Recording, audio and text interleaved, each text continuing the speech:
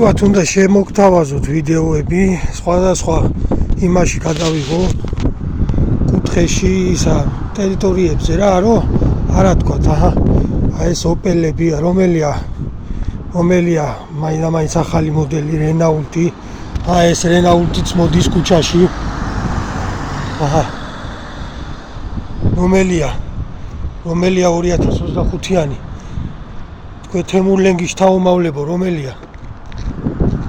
ეხლა მოდის კიდე მანქანა ქუჩაში ვიღებ რომ არა თქვათ რომ ისაო რა ეს Toyota არის მაგრამ არც ეს არ არის 20-იანი არც ეს მე ეხლა წავალ აგე პარკინგზე და გადავიღებ პარკინგზე ცოტა სიბილი წავიდე თქვენ თემურლენგის თაუმავლებო თქვენა რომელია ეს Peugeot ისევ ადგა უშინის იყო ღამე იყო და არა ჩანდა ინა ეს Peugeot ინა ეს რა არის ეს მარშრუტკა ნახე რა ძველია წავიდეთ მე თემურლენგის თაუმავლებო თქვენა და შახაბასის თაუმავლებო რა კანონებს იღებთ რომელია უყურე რომელია ეხლა ისეთი ახალი რომელია ახალი თუ ეს ფორდი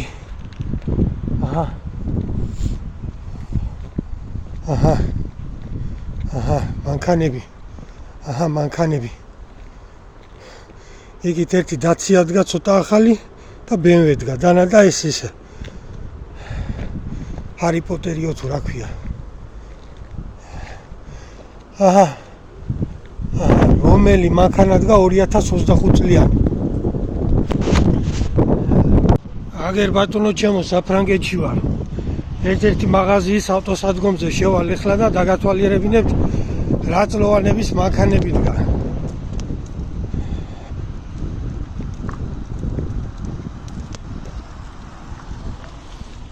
არც ეს არ არის 2025 წლიანი კი გამოიყურება ახლაც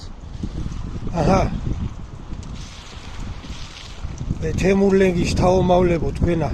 რა კანონებს აღებულობ თქვენ მე არ ამზადებო თქვენა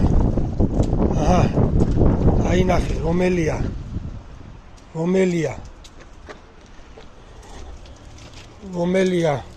2025-იანი შეიძლება ეს ფორდი იყოს ახალი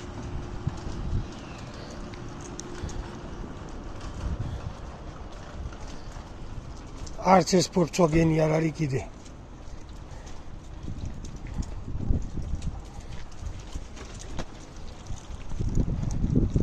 არც ეს Passat-ი არ არის არც ეს არ არის რა მაგრამ არის ეს აი Mercedes-ი არის კი ბატონო მაგრამ ამდენ მანქანებში ეხლა ისიც გამოერევა და ისიც მაგრამ უმრავლესობა იყო თქვენ გამოუქვეყნებლებო უმრავლესობა იყო დაბალი წლოვანების მანქანები ქარია და მაპატიეთ იმიტომ აქ ეს კაფიშონი რომ ცივა რა მინდა გითხრათ განა ამათ არ აქვს საშუალება რომ 2025 წლიანი მანქანები იყიდონ აქვს საშუალება მაგრამ ესენი ამ ფინანსებს რაც იმ 2025 წლიან მანქანაში უნდა გადაიხადონ დებენ ბიზნესში ეს იქნება მცირე კომერციული ბიზნესი იქნება თუ აგროკულტურა იქნება თუ რაც იქნება ხო და ფულს აკეთებინებენ არ მოგატყუებთ იყო საუბარი რომ აქა უმთავრობას უნდა მიეღო მე მანქანების გამო 2008 წლამდე და ეგეც არ გააკეთეს რომ შეიკავეს თავი რომ კიდე ადამიანები არ შეებოჭათ ან არ შეეზღუდათ აქ მანქანას ყიდულობენ იმისთვის რომ სამსახურში მოვიდნენ საქმეზე რა ჯარც ეძახიან ამას კინას ეძახიან ჯარც ეძახიან და მაქსიმალურად ცდილობენ რომ ძვირი არ გადაიხადონ რაც შეიძლება იაფი დაუჯდეთ სამუშაოზე წასვლა და მოსვლა სამსახურში ეკონომიური იყიდონ დაბალფასიანი მანქანა იყიდონ და მუშა მანქანა იყიდონ ტექნიკონტროლს თუ გადის შეკაი ადამიანო რატომ იგრძალავ მე შენ ყიდვას როცა აქ საფრანგეთში არ კრძალავენ დუღს და გადმოდის აქაური ეკონომიკა. მოგეუბნებით იყო 2008 წლამდე საუბარი და ისიც არ გააკეთა.